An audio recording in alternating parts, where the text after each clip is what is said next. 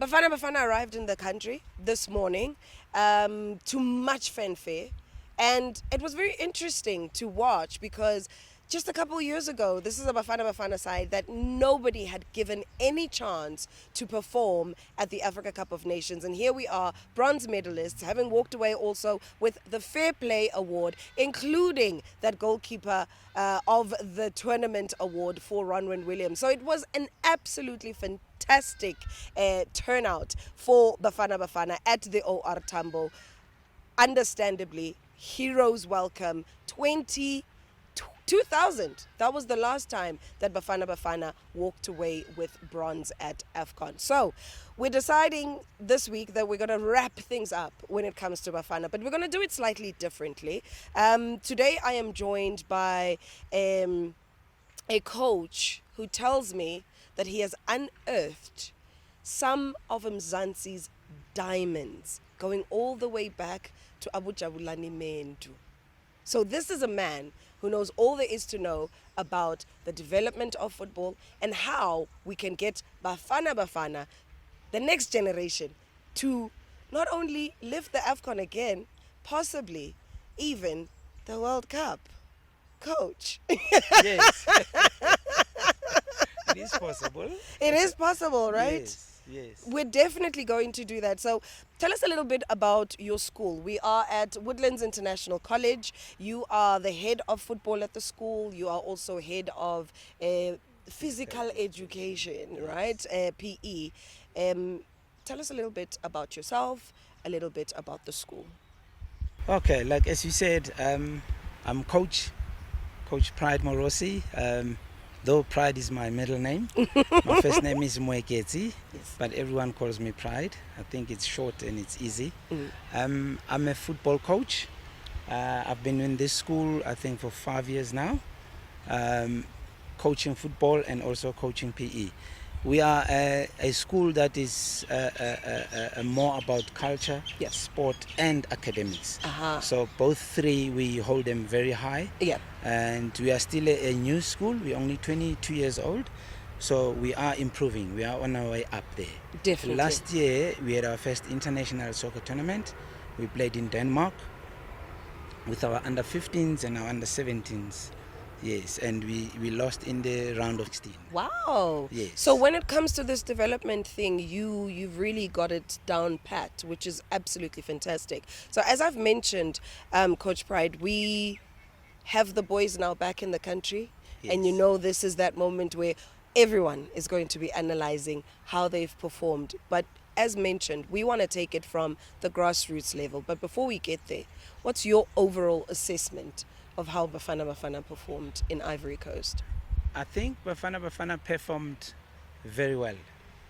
I'm one of the few who were rooting for them and actually saying they are going to do well. Right? Yes. Having analyzed the coach from a distance, obviously, how he selects his players, how he goes about his business, and then I knew that we have the right man.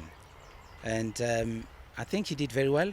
I was impressed with how he is able, and the players are able to adapt to changing formations, changing the way we approach a match, because all the matches we approach differently. Yes. So it was very good to see. When you say you saw Coach Hugo Broos and you thought we have the right man, what is it in him that you saw that said this is the man for the job?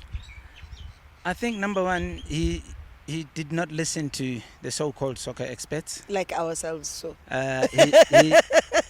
He is not, I think I'll be controversial, he's not controlled by agents. He decides for himself, Yeah. for the betterment of the country. So those things, and I saw that by the caliber of players he's selecting. Yeah. When he started, unknown players, Yeah. and players who play very good football, and even youngsters. So those things gave me the hope that we have the right person. I'm glad you brought about the element of youngsters, because that was at some point something that a lot of people argued with him about, to say, why are you bringing in all these youngsters when we have the tried and tested that have been there, have been with Bafana for And so have failed. long? And well, Okay, fine. Yes. They didn't do what was expected, but he did get a lot of flack for bringing in the youngsters. You, being someone who has worked with youngsters for so many years, obviously now we're bronze medalists at AFCON. Yes. Surely you believe that was the best move ever. Leave the, in inverted commas, dead wood behind and move with the next generation that's going to take us to 2026 World Cup. Yes, I believe that. So when you saw this and everyone was fighting with him, what was going through your mind? I was like, there we go again. There's South Africa again. Yeah. We're going to fail again if this man is fired. Because we will not get a person who can take us that far. Yeah. This person is the right person for us. You know, what we also need to understand is we don't have, as a country, we do not have our own style of play. You watch Brazil play, you can tell it's Brazil. Italy, you can tell it's Italy. With us, it's a hybrid. Even our coaching education, it's a hybrid. It's 20% German, 20% Italy, 30% England. So re topa everywhere. Yes. Yeah. That is why when you go to, you can easily identify this players from Cape Town, this players from Soweto, this players from Durban. We play different, Yeah. but we are one country. Yeah. There is no uniformity. Surely that is a problem because back in 96 and moving backwards, people used to say our style of play is your shoe shine in piano, your show me your number. But then we're now in an era where people will then term that negative football. Even though that is the similar style that is played in Brazil and Spain, right? What then has made us move away from our core of that being our style, finding a way of turning it into positive football?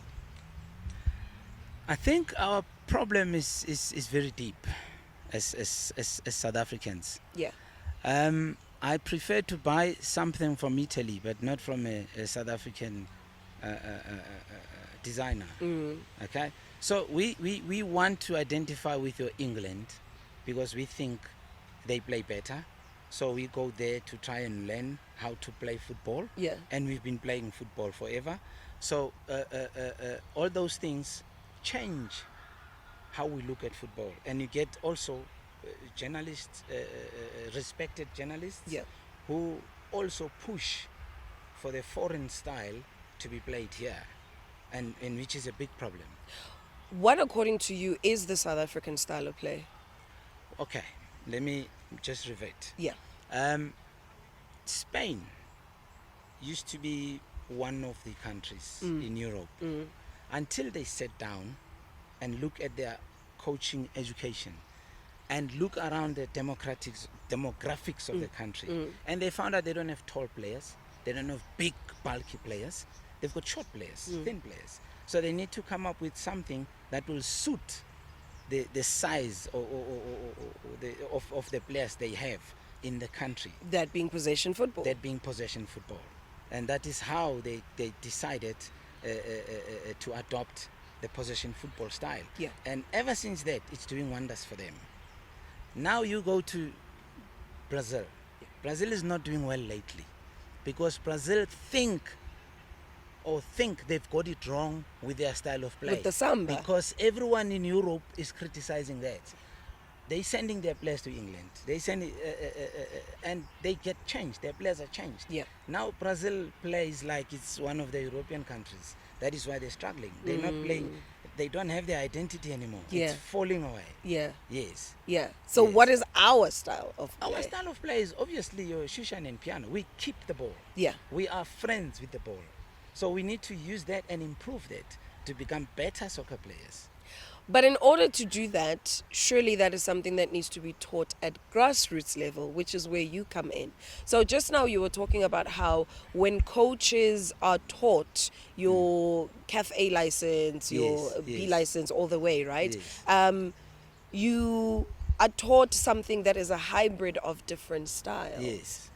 How then do we make sure that before we even get to coaching education, at grassroots level, we teach the young child that this is the South African style of play. This is how you can turn it into positive football, and we can continue with a strong identity in the country. It is a little bit difficult up until we can get South Africans to coach at the higher level, Okay. because then they would understand what it takes. For example, I coached Musa Bilankulu, best midfielder, Brilliant. best midfielder. Yeah. Okay, Yeah. but he went pro because he's tall. They made him a defender. Mm-hmm. Do you understand? Yeah. So it becomes, I'm not criticizing anybody else, but it shows you that the mentality we have here, we want big, strong, tall players, and we think this one can be a striker because he's tall and strong. This one can be a defender because they're tall and strong. So what we have, we are destroying. How then, because also at grassroots, it comes back to schools football.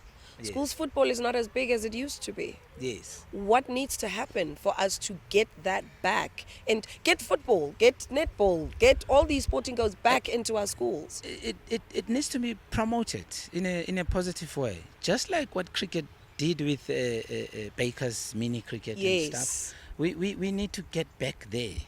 Body Chappi's Little League. Yes. And I think also, and I know people will disagree with me, these academies have killed our football. How so? Every player goes to an academy. Every player goes to an academy. Dr. Khumalo does not come from an academy. Yeah. Shoes Musho does not come from an academy. They come from the streets. They come from the streets. They come from school football. Mm. Yes. If these academies can be done, I don't know, in a different way, I don't know how, because all we get is mediocrity. I'm sorry. Sundowns is a top club in the country. How many players do they have from the academy? Not many. You see? Yeah. So it means the academy is not doing well. It's not producing. So, if I'm hearing you right, you are basically saying if we're going to do the academies, we need to either do them differently, Yes. or get rid of that academy system. And yes, and go back to school football, where players, Lucas Radebe comes from school. Yeah. From high school football to Leeds United captain. That's huge. That mustn't be taken lightly. Yeah. Yes. So then, if we're not doing that, what do you see being the future of Bafana Bafana? I hope with this little success that Bafana had now, it will make people change the way they look at football. It will make people change the way they want to coach football, because I think Hugo Broos took our culture as a footballing country into cognizance when he chose his players, because he chose players that can play football. He didn't choose players that just kick and run. You know, I was even surprised that Mahopa, who was being criticized so much, could play as a false number 9, Yeah. so to say, which is brilliant to see. So we are now having the likes of your evidence shining, but I'm going to keep coming back to grassroots level, right? Yes. Because every time we talk about grassroots, we talk about the future of South African football. We always talk about we don't have an identity. We don't have a first touch. Because I remember speaking to one of the international coaches, I won't mention their name, Yes. and he said the biggest challenge for coaches, even European coaches who come into the country, is that before you can teach tactics and how you want the side to play, you almost have to go back and teach the basics. In our school, we don't teach all of that. We teach them how to control how to manipulate the ball. That's the word I use. Yeah. How to be friends with the ball, because once you're comfortable with the ball, then you can take it to the next level. Yes, and the ball becomes an extension of your body. Yes. Yeah. So what we do is only the first team, we introduce tactics. They can play them at club. You get a player, no, but my coach at club says this. Says, we're not there. We're not at a club. We're at school. Yeah. This is how we do things. So only at the first team, that's where we start introducing the tactical aspect of the game. Yeah. Because the age also allows. They're just turning 16. They're just turning 17. So it is the right time when we can teach them tactics. Yeah. Also, you go back to grassroots. I walk around soccer fields and stuff. The language our coaches use is I don't think it's appropriate, but I don't think I'm the right person to say that. Yeah. For example, a boy misplaces a pass. You hear a whole coach saying unlucky, clapping hands and saying unlucky. You're not a coach. If your child gets 1 out of 10, comes home, you don't say unlucky. What should you say? You teach them, you tell them what they're doing wrong. Okay. You try to find out the problem. Yeah. So the player, you must tell him, no, show him the technique. Mhm. This is how you must pass the ball. Not this unlucky story. Yeah. Unlucky. No. But would you not A say... player crosses the ball wrong, unlucky. No. Show him how to do it right. Tell him what he's doing wrong. But you see, now you're bringing in another element, because I generally will have arguments with parents at school meetings, Yes. right? So these kids are playing, it's Yes. 13, 14-year-olds. They're not Yes. really at that competitive level. Yes. But because we're parents, we are competitive. Yes. We then will be so hard on these boys. Yes. And in some instances, I, even as a mother, feel as though, but you're breaking the child. Is that the right mentality, or is that the right time where they need to understand that competition is part and parcel of sport? Okay.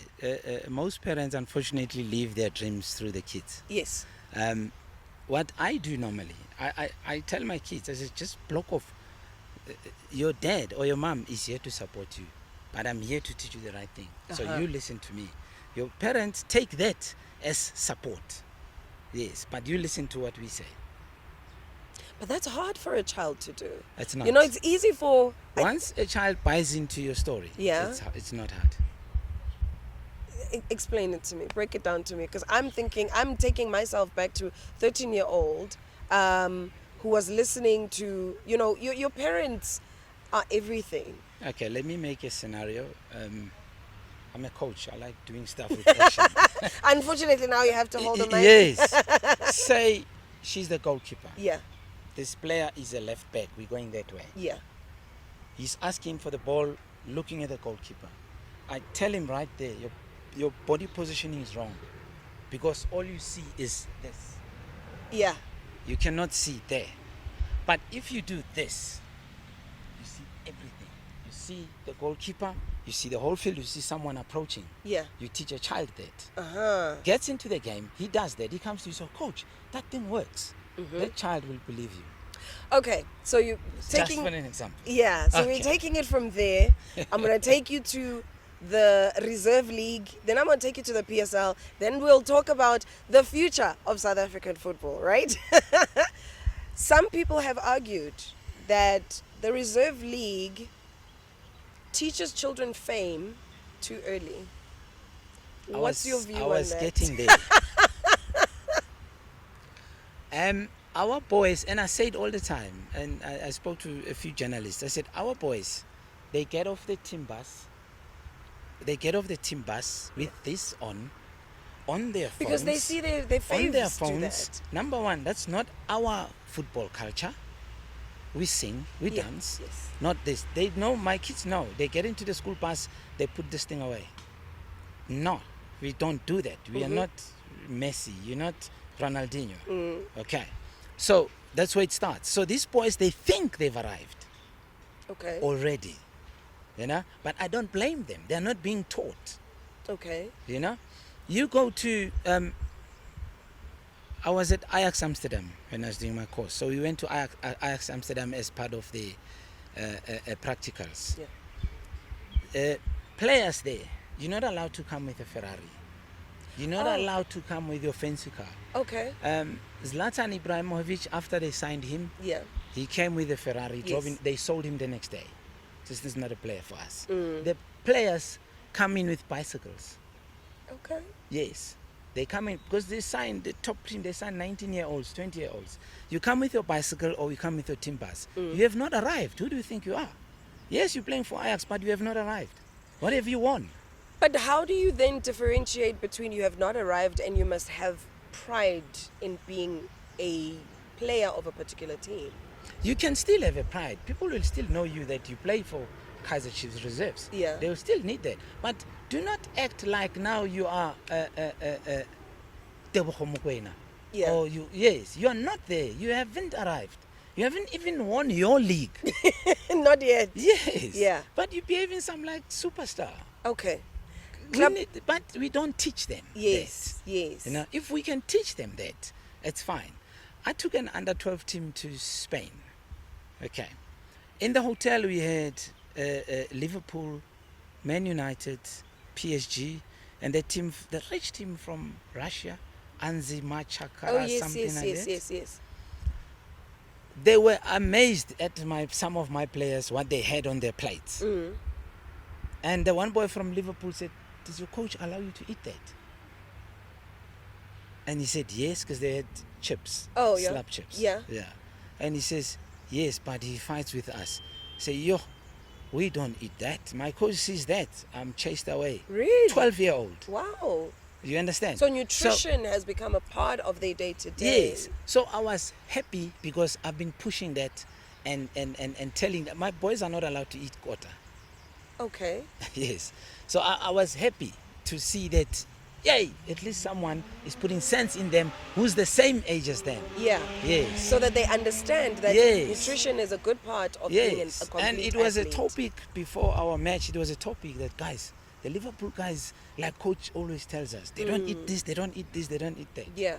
Yes. So they get convinced somehow. Yeah. You know? So, But Coach, yes. what's the future of South African football looking like according to you? Because of the senior team's results, and because of our clubs are starting to make inroads in terms of the Champions League, the future looks bright. My only problem is in the where we are in the junior ranks. Yeah. The coaches want to win at all costs, and they will bring everything, age cheating, into the picture just to try and win. Yeah. So somehow it gets tweaked, you know. So if that can be sorted out, Yeah. then we'll be fine. Like Motsepe Cup, Yes. we play for prize money. Yeah. Junior football, you shouldn't play for prize money. Even the Olympics, there's no prize. But we bring prize money to high school kids. That is why there's so much age cheating. I But hear you. I hear yeah, you. I don't want to get into trouble. On the element of, because one of the biggest talking points has been that Bafana Bafana was so heavily reliant on Mamelodi Sundowns. What's your view on that? My view is it is a wrong statement, and it is a wrong view. Barcelona had 12 players from that played for Spain. Yeah. Bayern Munich, same story. Russia during those days had a lot of players from Spartak Moscow. You go to Italy, it's Inter Milan and AC Milan who play in the national team. Yeah. So it happens like that.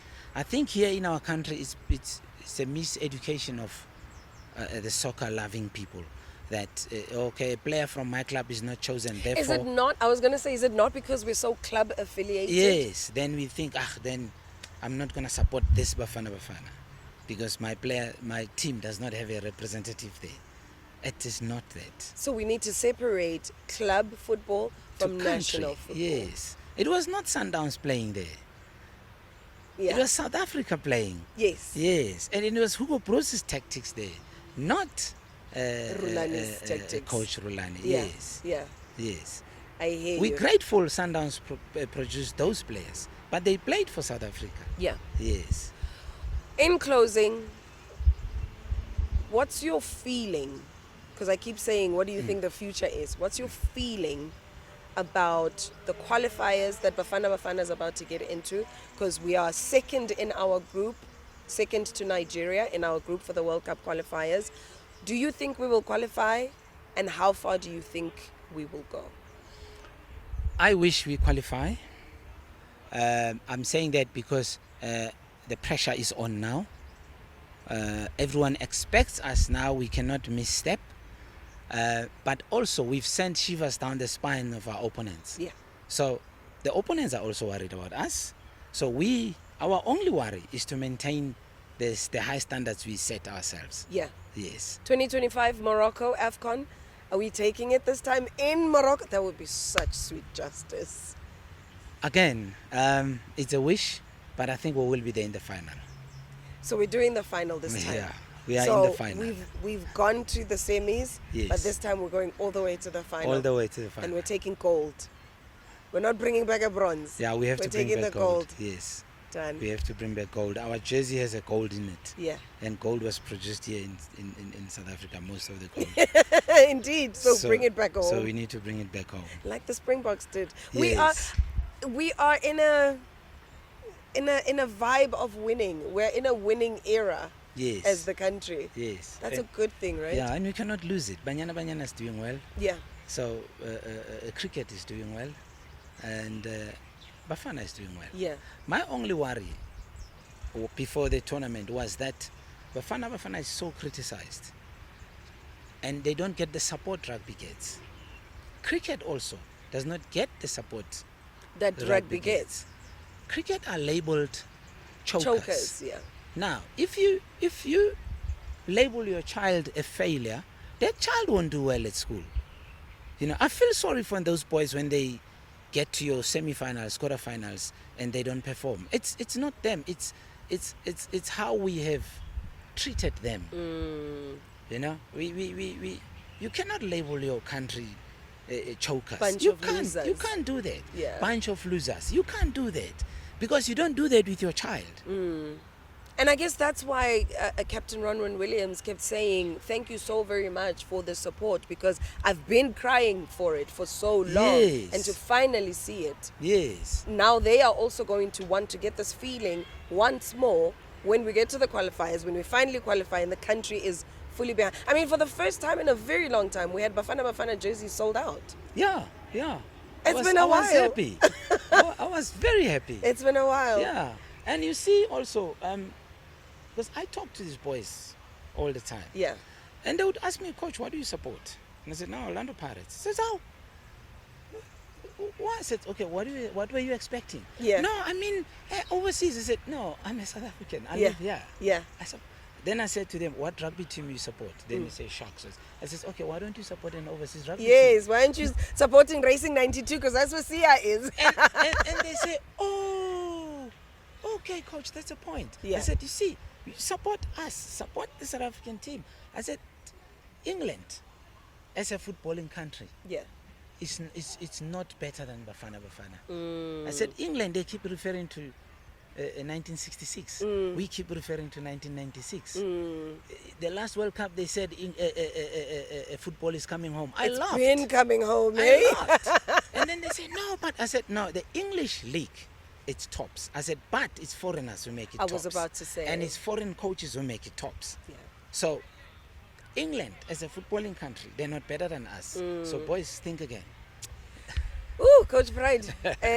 We could talk on and on Yeah, and on I and see on. that. Yes, but yes. thank you so very much for your time. Thank you you. for your insight. Yes. Thank you for unearthing this talent that's Yes. going to take South African football to Yes. greater heights. Yes. Like I say, with the likes of you doing the work that needs to be done at grassroots level, Yes. we can only go to the top. Yeah, no, thank you very much. Thank you for the opportunity to sometimes vent. Yes. Yes. Thank you very much for joining us once again right here on Kaya 959. We're going to try and do this podcast as often as we can whenever different sporting subjects come up in the country. So do stay tuned. Don't go anywhere, because you never know. Might just pop up again, maybe even next week.